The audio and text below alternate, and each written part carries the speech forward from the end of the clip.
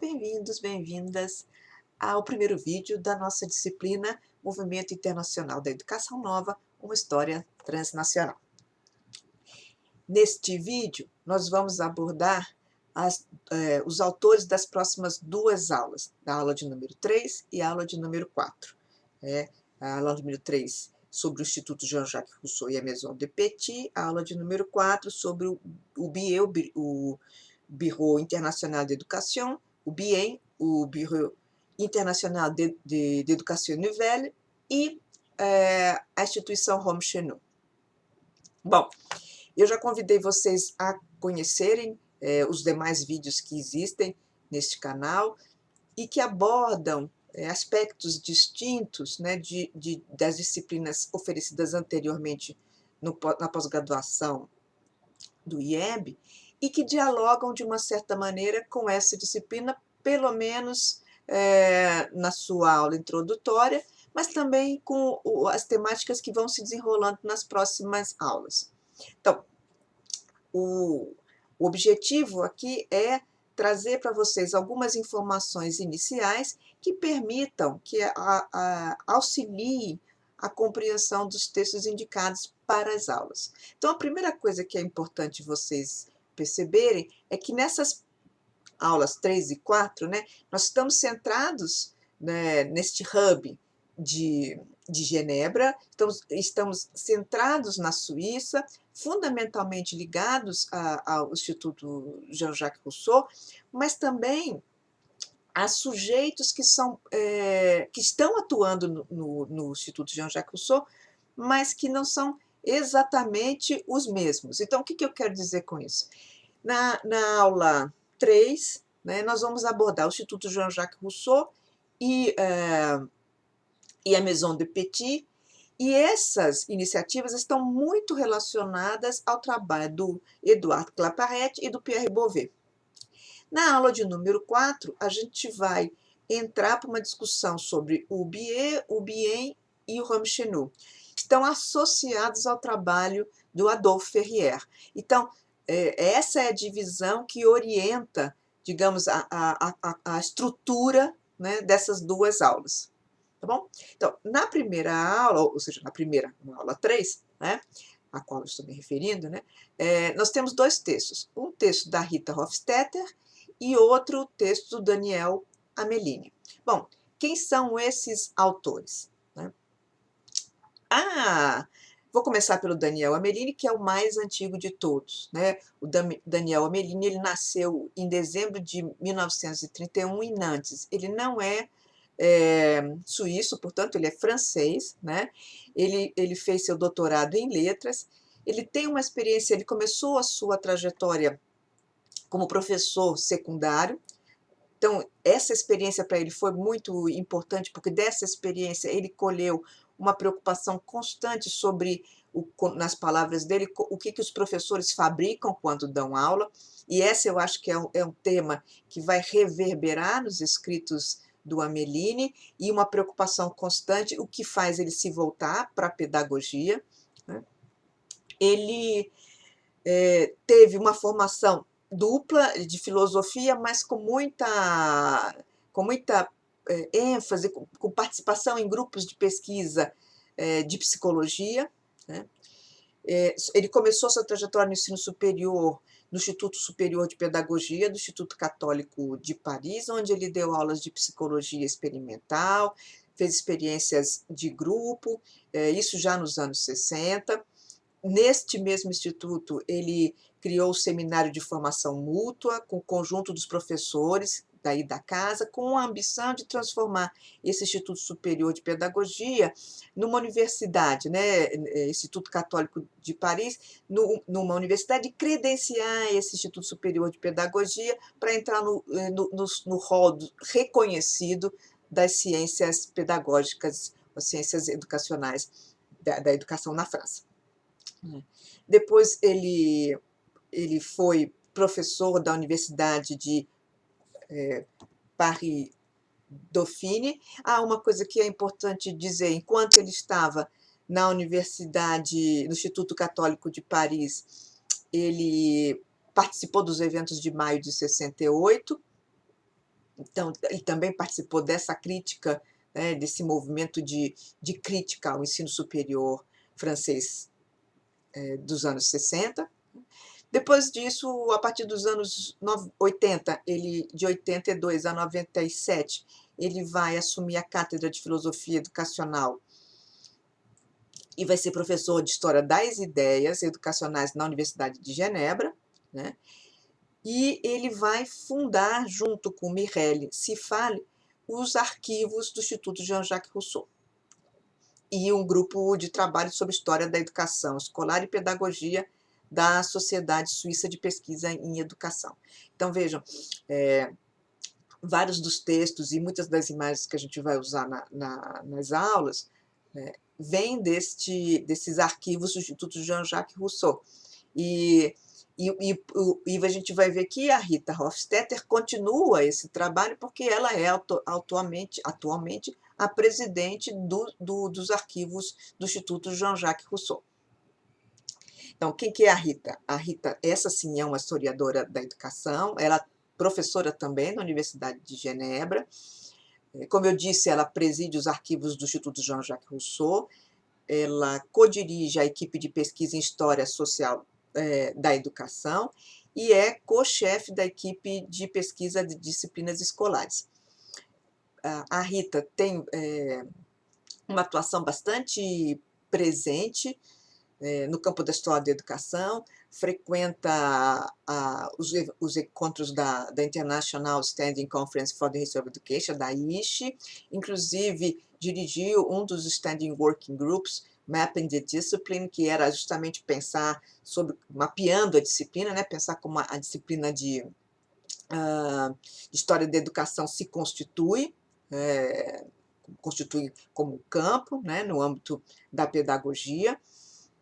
E isso tem muita presença, inclusive no texto que a gente vai discutir, a gente vê digamos, essa preocupação com o lugar, né, de construção dessa interlocução com a história da educação. Então, quando ela fala sobre o Instituto Jean-Jacques Rousseau, ela também está falando sobre este lugar importante na construção de uma disciplina acadêmica, né? Isso depois a gente vai olhar da pedagogia como disciplina acadêmica e dentro dela aí a gente situa a história da educação.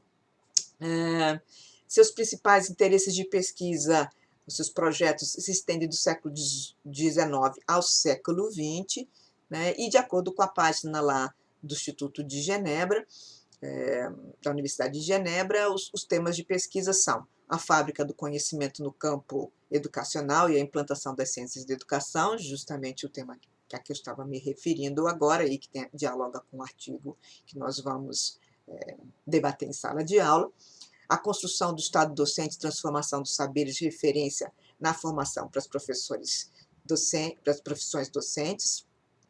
Esse tema de pesquisa dialoga muito com o grupo GEMAT, né, liderado pelo professor Wagner Valente na Unifesp, e inclusive junto com o Wagner, a Rita Hofstetter publicou um livro em português intitulado Saberes em Transformação, tema central da formação de professores, que saiu pela Livraria da Física em 2017. Outros temas de interesse, transformação de disciplinas ensinadas e cultura e forma escolar, que dialoga com este tema anterior, do local ao global, abordagens transnacionais aos fenômenos educacionais, o Biro Internacional de Educação como plataforma para o internacionalismo educacional no Entre Guerras, que é um dos temas que atravessa o nosso interesse aqui no curso. Redes reformistas, nova educação, pedagogias ativas, bom, isso está bem evidente, né? E por causa da sua relação com o arquivo Jean-Jacques Rousseau, do Instituto Jean-Jacques Rousseau, ela também tem interesse sobre arquivos, né, e patrimônio científico. Tá? Bom, a aula 4, para a aula 4 nós temos também dois autores, o Joseph Coucous e o Fernando Vidal. Então, se na aula 3, a gente vai falar sobre o Instituto Jean-Jacques Rousseau e a Maison de Petit. Na aula 4, a gente vai falar sobre o Biet, o Bien e o Rome Chenot, tá certo? Então, quem são esses dois autores? O Joseph Coucous hoje já está aposentado. Ele foi professor da Escola de Estudos Sociais e Pedagógicos de Lausanne, foi também chefe do Serviço Social da Universidade de Ciências Aplicadas da Suíça Ocidental, e atualmente ele preside o comitê da revista, da Revue de Information Sociale. A REISO é uma revista independente, administrada por uma associação sem fins lucrativos. Ela tem um caráter interdisciplinar e se interessa por ação social e saúde pública na Suíça francófona. É um dos poucos, uma das poucas revistas, os poucos veículos, né, open access que a gente tem na Suíça, e ela sobrevive de doações. Mas o Coucous também é presidente de uma outra associação, e essa é bastante curiosa, que ele é a Associação Rome Chenot. A Rome Chenot, sobre a qual nós vamos discorrer, né, que foi fundada em 1921, ela é responsável legal pela estrutura e pelos contratos de prestação de serviço firmados com o Serviço de Proteção Juvenil, né? E foi a instituição sobre a qual o Coucous fez o seu doutorado.